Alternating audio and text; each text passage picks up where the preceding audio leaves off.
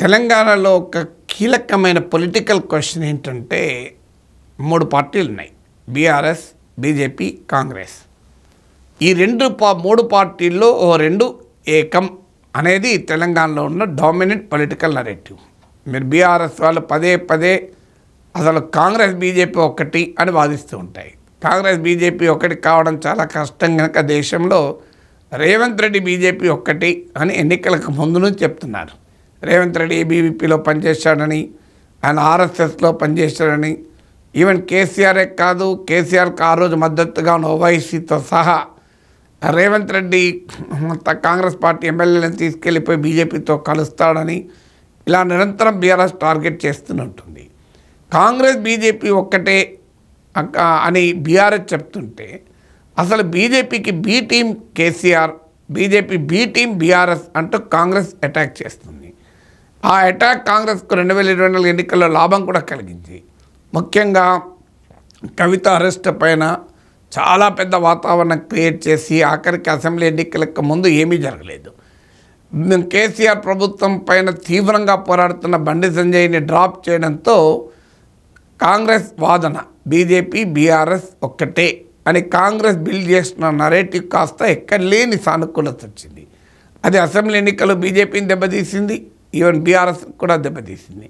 BRS BJP ఒక్కటే అని మరీ ముఖ్యంగా బీజేపీని దెబ్బతీసింది. ఎందుకంటే కేసీఆర్ పట్ల వ్యతిరేకత ఆల్రెడీ ఉండడం వల్ల. ఇక ఈ పరిస్థితి నుంచి బయటపడడానికి బీజేపీ పదే చెప్పేది అసలు బీఆర్ఎస్ కాంగ్రెస్ ఒక్కటే. కేసీఆర్ ఎక్కడి నుంచి వచ్చాడు? కాంగ్రెస్ నుంచే వచ్చాడు, యూత్ కాంగ్రెస్ నాయకుడు. యూపీఏ ప్రభుత్వంలో కాంగ్రెస్ పార్టీ ప్రభుత్వంలో నాయకత్వంలో ఉన్న ప్రభుత్వంలో కేసీఆర్ మంత్రిగా ఉన్నాడు. అసలు బీజేపీ బీఆర్ఎస్ ఎప్పుడైనా ఏకమైందా? బీఆర్ఎస్తో ఎప్పుడు మాకు పొత్తు లేదు కదా అని బీజేపీ నాయకులు చెప్తూ ఉంటారు. సో అందువల్ల డామినెంట్ పొలిటికల్ నరేటివ్ తెలంగాణలో బీజేపీతో బీఆర్ఎస్ కలిసి ఉందా, కాంగ్రెస్తో కలిసిందా? తెలంగాణలో కాంగ్రెస్ బీఆర్ఎస్ 2 ప్రధాన ప్రత్యర్థులుగా ఉన్నాయి కనుక బీజేపీ బీఆర్ఎస్ ఒక్కటే కలిసి ఉన్నాయి, ఇవాళ కాకపోతే రేపైనా కలుస్తాయి అన్న కాంగ్రెస్ వాదనకు కాస్త పొలిటికల్ కరెన్సీ పెరిగింది. ఇది బీజేపీకి ఇబ్బందిగా ఉంది, బీఆర్ఎస్ కూడా ఇబ్బందిగా ఉంది. ముఖ్యంగా బీజేపీకి ఇబ్బందిగా ఉంది. ఎందుకంటే బీఆర్ఎస్తో పొత్తు పెట్టుకున్నామంటే ఆ బిల్లు బీజేపీ కూడా కట్టాల్సి వచ్చింది. సో ఈ కాంటెక్స్ట్లో 1 నేషన్ 1 ఎలక్షన్ వచ్చింది. ఇక్కడ తేలిపోతుంది ఎవరితో ఉన్నారని. ఎందుకంటే ఒకవైపు బీజేపీ ఉంది, మరోవైపు కాంగ్రెస్తో సహా ఇండియా కూటమి. బీఆర్ఎస్ ఎక్కడుంది? బీఆర్ఎస్ ఇప్పుడు ఇరకాటంలో పడింది. ఇవాళ లోక్సభలో బిల్లు ప్రవేశపెట్టడానికి ఓటింగ్ జరిగింది, కానీ బీఆర్ఎస్కి అవసరం రాలేదు. ఎందుకంటే లోక్సభలో బీఆర్ఎస్ మెంబరే లేరు. అందువల్ల కాలం ఎట్లా కలిసి వస్తుందో చూడండి బీఆర్ఎస్కు. అసలు బీఆర్ఎస్కు లోక్సభలో ఒక్కరన్నా ఉంటే ఏ వైఖరి తీసుకుంటుంది బీఆర్ఎస్ అనేది తేలిపోయేది. ఇప్పుడు వైసీపీ తేలిపోయింది. మిథున్ రెడ్డి లోక్సభలో మాట్లాడుతూ ఈ బిల్లుకు మద్దతు ప్రకటించారు. కానీ ఇప్పటి వరకు బీఆర్ఎస్ అయితే తాము బిల్లును వ్యతిరేకిస్తామని చెప్పలేదు. ఎందుకంటే రాజ్యసభలో బీఆర్ఎస్కు బలం ఉంది, రాజ్యసభలో బీఆర్ఎస్ సభ్యులు ఓట్లేస్తారు.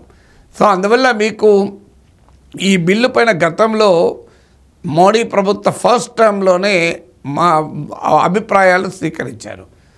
నాకు గుర్తున్నంత వరకు అప్పటికి ఇంకా బీజేపీకి బీఆర్ఎస్కు మధ్య అగాధం క్రియేట్ కాలే.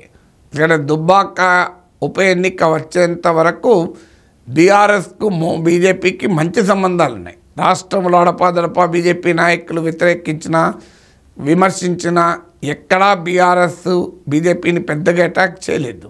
అందులో మోడీకి మద్దతుగా కేసీఆర్ ఉన్నాడు.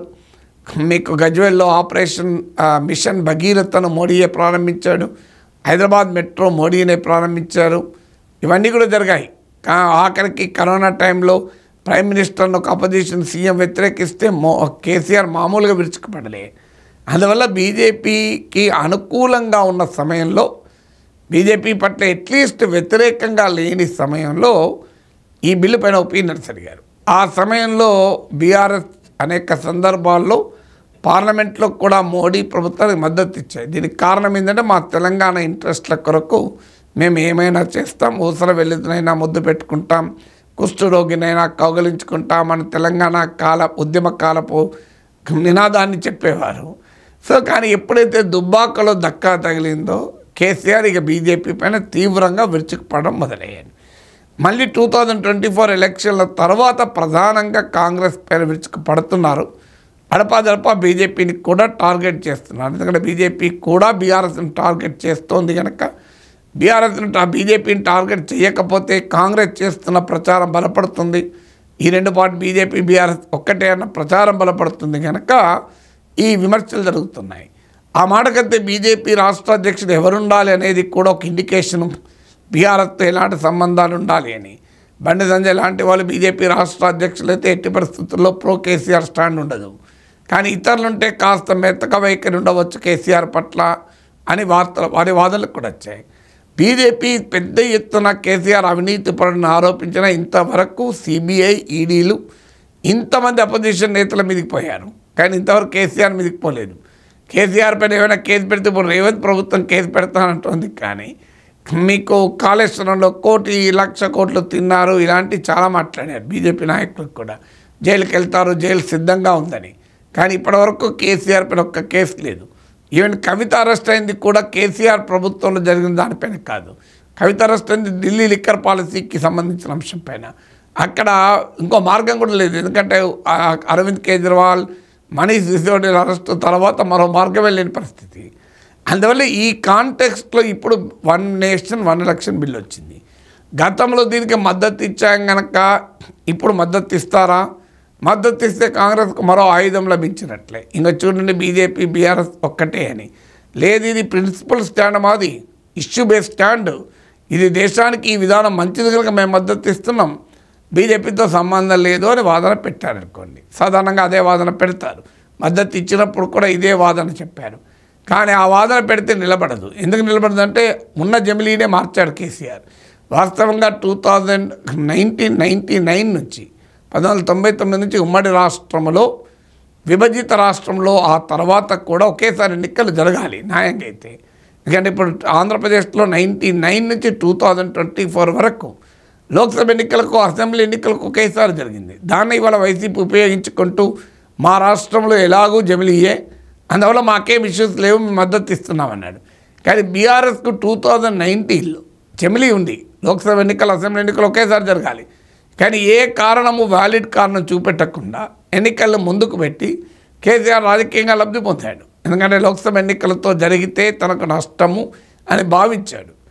కేసీఆర్ వైఖరి కరెక్ట్ అని కూడా ఎన్నికల ఫలితాలు రుజువు చేశాయి. ఎందుకంటే 2018 అసెంబ్లీ ఎన్నికల్లో బీజేపీకి 5 సిట్టింగ్ సీట్లలో 4 కోల్పోయి ఒక్కటే సీటు గెలిచారు. అంబర్పేట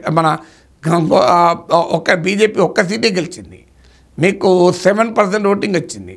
కానీ 2019 లోక్సభ ఎలక్షన్స్లో 4 సీట్లు గెలుచుకున్నారు. ఒక్క గోషామహల్లో రాజా సింగే గెలిస్తే ఈసారి లోక్సభ ఎన్నికలకు వచ్చారు కిషన్ రెడ్డి, మీకు బండి సంజయ్, ధర్మపురి అరవింద్, అలాగే ఆదిలాబాద్లో బాపురావు 4 గెలిచారు. అందులో అంబర్పేటలో అసెంబ్లీకి ఓడిపోయిన కిషన్ రెడ్డి కూడా లోక్సభకు గెలిచాడు.